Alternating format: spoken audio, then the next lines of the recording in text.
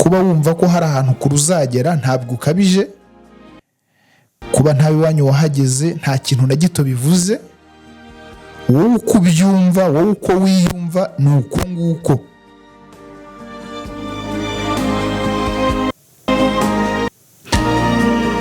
Imana yaturemye bitandukanye. Imana ifite uko yakuremye, ifite inzira y'ubuzima yakugeneye itandukanye n'iyanjye. Ni nayo mpamvu utamenya, hari igihe iyo mitekerereze wowe uba wiyumvamo ushobora kuba ari nk'ubutumwa bw'Imana kuri wowe. Niba wiyumva nabi, ukiyumva ko ntacyo ushoboye, ubwo koko ntacyo ushoboye. Niba wumva ko wagera kure hashoboka, nibyo koko uzahagera. Niba wumva ko ntaho wagera, nabwo ntabwo wibeshya, ntaho wagera. Tubaha ikaze kuri Generation Link nk'ibisanzwe. Ngewe nitwa Sindiheba Yusufu. Dushimira wowe wamaze gukora subscribe kuri Generation Link. Tunakangurira wowe utari wakora subscribe kuyikora kugira ngo amakuru, ibiganiro ndetse n'ibindi bigiye bitandukanye tubagezaho bijye bikugereraho ku gihe. Uyu munsi rero turi buze kuganira ku bijyanye n'imbaraga z'amagambo. Amagambo tuvuga, amagambo tubwira abandi, amagambo twiyaturiraho. By'umwihariko turi buze kuza kureba ku magambo twebwe twiyaturiraho, ibyo twebwe twivugaho. Ibyo twivugaho akenshi nibyo bihindukira bikatubaho. Wowe wivugaho ayahe magambo? Ni ibiki wiyaturiraho? Ese wiyaturiraho ibibi, wiyaturiraho ibyiza? Mu Kinyarwanda bavuga ko ijambo rirema. Niba ubwiye umwana wawe ukuze, utongera umwana wawe umubwira ngo uzaba ikigoryi, umwana ntumutegerezeho umusaruro muzima. Niba mu buzima bwawe bwa buri munsi uhora wumva ko nta kintu ushobora kugeraho, ibyo bintu wiyaturiraho ni ukuri rwose. Ntutegereze ko hari ikintu na kimwe uzigera ugeraho mu buzima.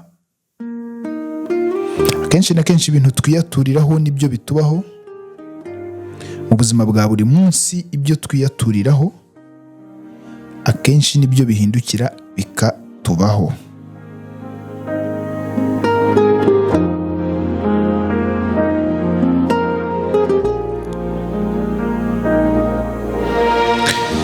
Habaho imbaraga z'amagambo. Imbaraga z'amagambo n'imitekerereze ari nabyo musingi w'uburyo tubaho n'uburyo abo tubanye nabo batubona. Imbaraga z'amagambo niwo musingi w'uburyo twebwe tubaho, ndetse ni nabyo bishingirwaho abo tubana nabo mu buzima bwacu bwa buri munsi. Uko twiyumva, ibyo twiyaturiraho nibyo batubonamo.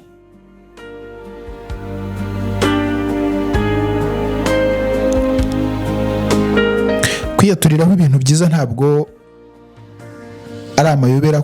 Kwiyaturiraho ibintu byiza ntabwo ari ugukabya. Kwiyaturiraho ibintu byiza ntabwo ari ukwisimbukuruza. Kwiyaturiraho ibintu byiza bifite ishingiro mu mitekerereze ya muntu ndetse no mu mibereho isanzwe. Kuba wumva ko hari ahantu kure uzagera ntabwo ukabije, kuba ntawe iwanyu wahageze nta kintu na gito bivuze, wowe uko ubyumva, wowe uko wiyumva ni uko nguko.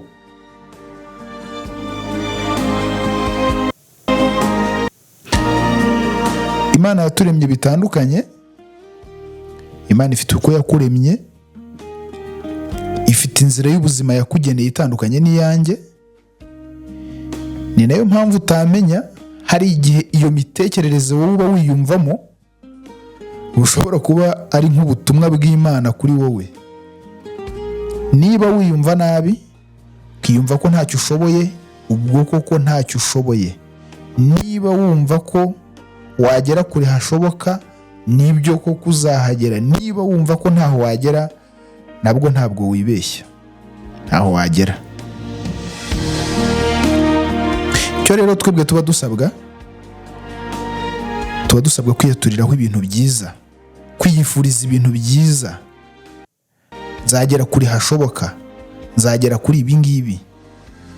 Ni nayo mpamvu tubwirizwa kugira inzozi, tukarota, kabone n'ubwo ibyo turota byaba bidashoboka, ariko twebwe tugaha intekerezo zacu ko bishoboka.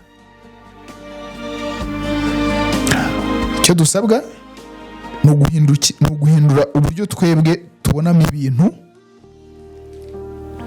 ni uguhindura uburyo twebwe dutekerezamo ibintu, uburyo twumvamo ibintu, kugira ngo ubuzima bwacu bugende neza, kugira ngo ubuzima bwacu bumere neza. Dusabwa kumva ibintu bitandukanye n'uko twabyumvaga. Niba uko twabyumvaga ari nabi, turasabwa kubyumva noneho mu buryo bwiza. Dusabwa gutekereza mu buryo buri positive. Dusabwa kwitekerereza neza. Hari inzira nyinshi z'uburyo ushobora kubikoramo. Buriya ubwonko bwacu bwumva cyangwa se bufata ibyo tububwiye. Niba ubwonko bwawe, niba ari ahantu wari ugiye gusimbuka, ukabwira ubwonko bwawe ko aho hantu udashobora kuhasimbuka, ntabwo koko wahasimbuka, ntabwo uri buhasimbuke. Ariko niba ububwiye ukanabutegeka ko aho, ukabwumvisha ko aho hantu ugomba kuhasimbuka, mu by'ukuri nta kabuza aho hantu urahasimbuka. Niko kuri, niyo realite y'ubuzima. Niba wiyumvisha ko ushoboye ibi bintu runaka, ukiyumvisha ko uri umuntu ufite agaciro, ukiyumvisha ko uri umuntu ufite ibintu runaka ushoboye, agaciro kawe kakagena, ubwonko bwawe bubifata nk'ihame. Niba wamaze gufata umwanzuro, ugafata umwanzuro muri wowe ukavuga uti ngomba kugera kuri ibi ngibi, jyewe nshoboye ibi, mu ishuri natsindwaga imibare, ngomba gutangira nkatsinda imibare, ubwonko bwawe buhita burema uburyo bwo kugira ngo bushyigikire ibyo byifuzo byawe n'ibitekerezo byawe. Bushakisha inzira nshya bugomba kubinyuzamo kugira ngo ibyo bintu wowe wiyaturiyeho bibe ihame, kugira ngo ibyo bintu wabubwiye bibe ihame. Urugero, hari abana benshi usanga nk'umwana akaba yaratsindwaga mu ishuri, ikirenze kuri ibyo akaba uwa nyuma, inyuma y'abandi banyeshuri bose, rimwe akicara. Akenshi na kenshi hari ubwo ababyeyi batumutiva cyangwa bakaduca intege, umubyeyi akamwicaza, akagira amagambo amubwira, umwana akitekerezaho, yasanga koko nta hantu azagera, akaba yafata umwanzuro, akabwira ubwonko bwe, byagiye bibaho, ingero zirahari, akabwira ubwonko bwe ati ubu ngubu uhereye none ngiye guhindura ibintu. Igihembwe gikurikiye akaza mu ba mbere. Bibaho cyane.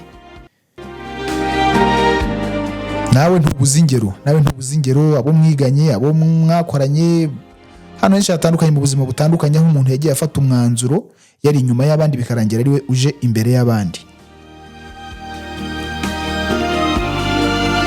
Ibyo wiyaturiyeho, ibyo ubwiye ubwonko bwawe, niba ububwiye ko uri uw'agaciro, ufite agaciro kanaka, wenda wari umusinzi, watahaga ugwa ugwirirana, ukamara kubwira ubwonko bwawe ko ibyo bintu bitajyanye nawe, ko agaciro kawe karenze gutaha amajoro ugwirirana, agaciro kawe karenze kwitwa kazizi, ubwonko bwawe bubifata uko nguko, bugatangira kugushakira inzira zizatuma noneho uva no kuri izo nzoga, ariko ubigiramo uruhare. Ugomba kubanza ukabwumvisha ko bishoboka. Kimwe mu bintu abantu tuba tugomba gukora ni ukwiyubakamo icyizere. amagambo twivuga, ibyo twivugaho birakora. Ibyo twivugaho birakora. Ari niyo mpamvu uzasanga umubyeyi abyara umwana akamwita amagorwa, umwana akavuka agorwa, agakura agorwa, akazarinda asaza agorwa. Bakaba babyara umwana bakamwita Mugisha, uwo Mugisha yawukurikirana akazahura nawe. Wabyara umwana wamwita Sindiheba, ubuzima bwe bwose akazarinda apfa nta kwiheba agize muri we. Ni ibintu birakora. Iyo ibyo bintu ubwo ubihaye ubwonko ubyakira uko nguko, umwana umwita Sindiheba akazarinda asazana icyizere, yumva ko ibintu bishoboka. Ntibishoboka riba ari ijambo ridashoboka kuri we, riba ari ijambo ritaba mu magambo akoresha. Tugomba kwiyubakira icyizere. Iyo wivugaho amagambo mabi, uvuga ko ibintu utabishoboye, ndi umunyantege nkeya, bituma usenya icyizere wakigiriye, bigatuma uhungira kure amahirwe, ndetse bigatuma usanga ibyo nakwita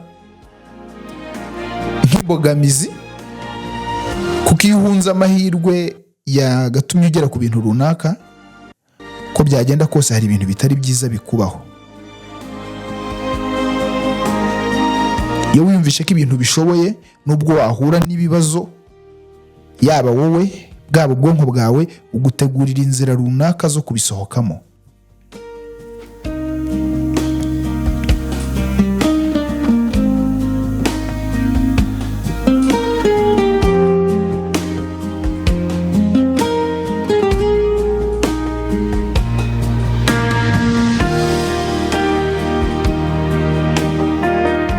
Mu mitekerereze ya muntu, ikintu witeze kiraba. Iyo wiyatiriyeho ibintu bikubaho. Hari ibyo bita gukurura amahirwe cyangwa se the law of attraction, ariko kwa kwiyaturiraho ibintu bikakubaho. No mu buzima busanzwe, niba uhora uganya, inshuti zawe urazizi, kubera yuko inshuti itari bukuboneho icyizere, inshuti itari bukwegere yacitse intege ngo uyisubizemo intege, uyigarurire icyizere, yongere igaruke mu buzima busanzwe, yumve ko nubwo ibyo bintu nubwo iri kunyura mu bibazo ariko ari by'akanya gatoya, iyo nshuti ntabwo igukeneye. Inshuti dukeneye mu buzima ni inshuti zitubwiza ukuri, hari ibintu biba bidashoboka, ariko tugakenera nanone inshuti zituremamo icyizere. Ibi bintu wabishobora, kabone nubwo bigoye ariko ubyishyizemo wabishobora. Ibi bintu biragoye, twafatanya tukabikemura muri ubu buryo bumwe cyangwa ubundi. Ubikoze gutya birashoboka, wabigeraho bigoye ariko wabishobora. Ibi n'ibi birashoboka, kabone nubwo bisa n'ibidashoboka ariko birashoboka. Ngizi inshuti dukeneye mu buzima. Abantu bihebye ntabwo tubakeneye. Buri wese agira ibibazo bye, buri wese aba afite umutwaro we, buri wese agira umusaraba we,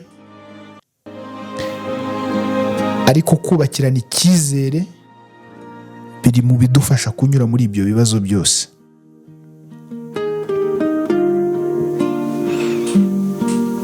Akenshi na kenshi nibi bavuga bya depression, usanga umuntu ufite depression ari wa muntu uba yaritakarije icyizere, yumva ko nta kintu ashoboye, yumva ko nta kintu yageraho mu buzima. Uwo muntu byumva uko, ubundi birangira ntacyo agezeho. Umuntu wumva ko ntacyo yashobora mu buzima, n'ubundi birangira ntacyo agezeho. Hari ibintu byo kuzirikana rero. Iyo umaze kwitakariza icyizere, ni hahandi ugira n'ibibazo by'ubuzima bwo mu mutwe, ugira depression, kandi ibyo bihe wiyinjijemo nta wundi muntu ushobora kubigusohoramo. Wowe ubwawe ni wowe ugomba kwisohora muri ibyo bihe bibi urimo wiyinjizamo. Niba wumva ko nta kintu ushoboye, biragoye ko njye nshobora kuzaza nkakumvisha ko ibyo bintu bishoboye. Ariko niba wumva ko hari ibyo ushoboye, kabone nubwo wowe waba wumva ko ubushobozi ufite butatuma ubikora neza, jyewe ikintu ushobora kuzaza no kugufasha kubinoza, ariko byibuza wowe ubyiyumvamo ko ubishoboye. Mugenzi wawe ikintu azagufasha no kuza kugufasha kubinoza, akagufasha kubikora neza, akagufasha kubitunganya, ariko byibuza hari intambwe wateye wowe ubwawe urimo urumva ko ibyo bintu bishoboka. Iyo umaze kwitakariza icyizere ukumva ko nta kintu ushoboye, niho haza ya mitekerereze y'ubwihebe, niho abantu biyahura,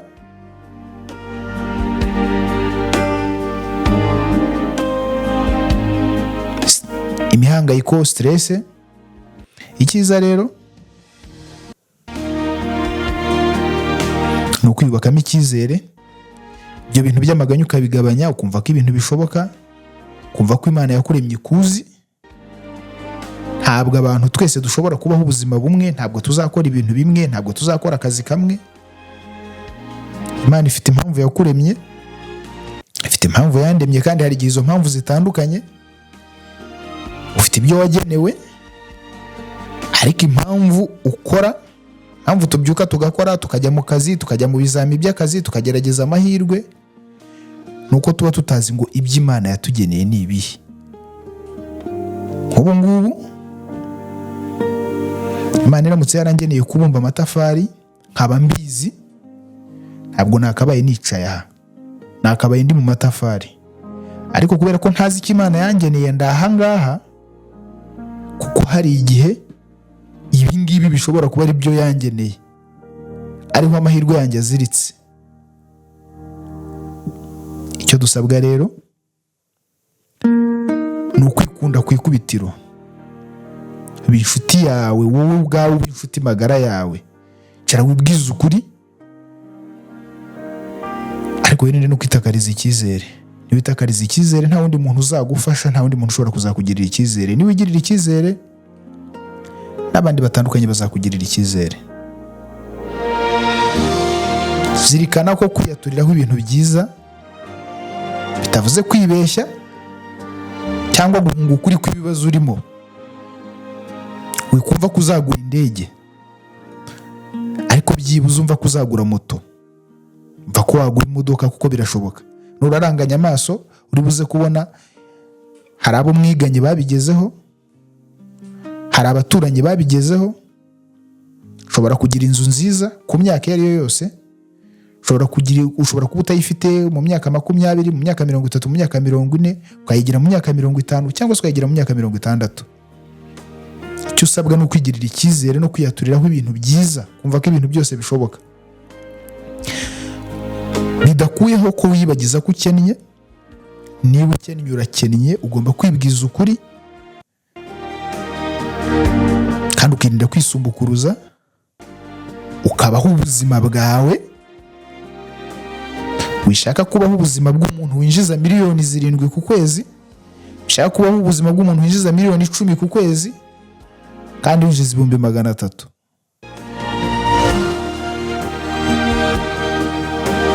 Wishaka kubaho ubuzima bw'umuntu winjiza miliyoni ku kwezi, kandi ubizi neza ko uhembwa 80,000. Baho ubuzima bw'umuntu uhembwa 80,000. Hanyuma niba ukeneye kuzagera kuri iyo miliyoni, ubyihe nk'umuhigo kandi wumve ko bishoboka, ariko wisimbuka. Iyo usimbutse ahantu hagusumba, mu social media niyo nigeze kumva avuga ngo usoroma ibimusumba yihanganira ibimutokoza. Ko byagenda kose nuramuka ugiye kubaho ubuzima butari ubwawe, nugeramuka ugiye kubaho ubuzima burenze ubushobozi bwawe, bizakuvuna. Nusimbuka ahantu harehare hasumba ubushobozi bwawe, uzatanyuka.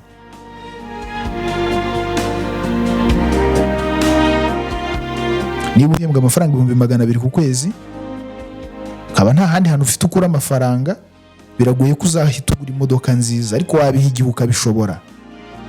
Wanahindura akazi cyangwa ugashakisha twinshi dutandukanye, ushobora gushakisha imirimo myinshi itandukanye, ariko aka kanya ku bihumbi byawe 200 ntibishoboka. Ayo mafaranga nayo kwishyura inzu, nayo kurya, nayo kugura imyambaro, kandi nabwo ibyo ngibyo ntibihagije. Rero yabemo bijyanye n'urwego uriho.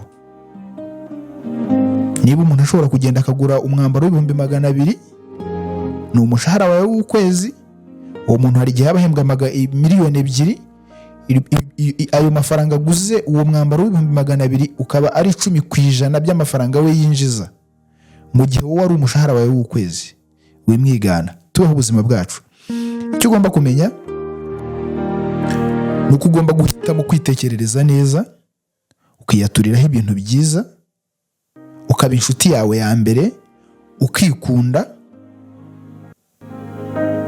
ukirinda kuba umwanzi wawe wa mbere. Niwiyanga ntawe uzagukunda. Tugomba kwiyaturiraho ibintu byiza, yewe n'abacu tukabarema agatima, bidakuyeho ko tubabwiza ukuri, bidakuyeho ko tubakebura igihe barimo batana, bidakuyeho ko igihe barimo bipasa muremure tutababwiza ukuri, ariko kandi tukabarememo icyizere, kubera ko ibintu byose birashoboka.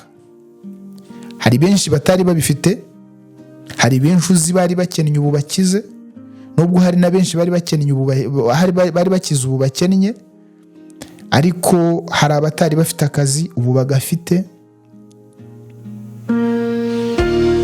hari abatari bafite inzu zo kubamo ubu bazifite, hari abatari bafite imodoka zo kugendamo ubu bazifite, hari ab'imiryango yabo yari ikennye bafashije kuva mu bukene.